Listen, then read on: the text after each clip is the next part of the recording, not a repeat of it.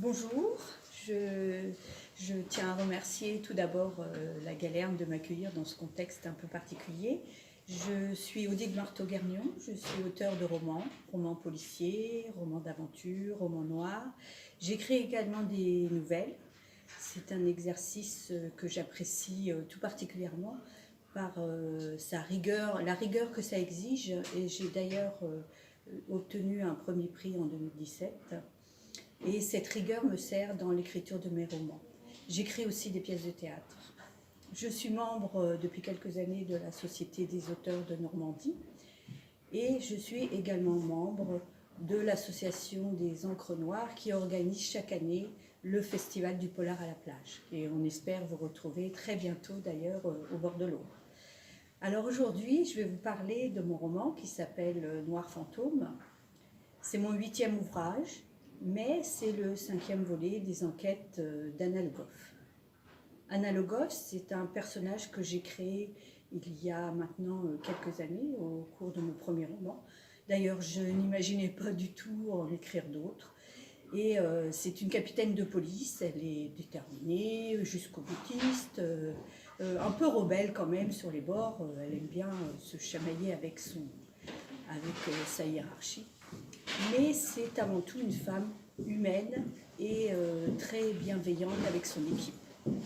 Les personnages d'ailleurs qui sont autour d'Anna sont des personnages récurrents qu'on retrouve dans toutes les enquêtes, mais on peut lire les enquêtes de façon différente, on n'est pas obligé de suivre l'ordre chronologique.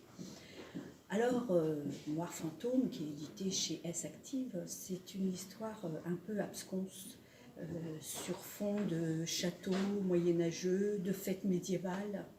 On retrouve des jeunes femmes avec la tête écrasée de façon morbide et cette tête est entourée d'un linceul ou d'une gaze, pardon. Et ça pose question quand même. Et donc Anna Le Goff a du mal à faire les liens entre ces deux jeunes femmes et l'explication de ces corps qui sont par ailleurs intacts. Tout le corps est intact, il n'y a que la tête qui est écrasée. Et donc pour suivre son enquête, elle va s'associer à une bibliothécaire qui s'appelle Pénélope Louvier. Mais le duo a du mal à fonctionner. Pénélope Louvier est spécialiste du Moyen-Âge, elle est historienne, elle est férue d'histoire, mais elle est un peu, je dirais, elle est peu coopérative. Voilà.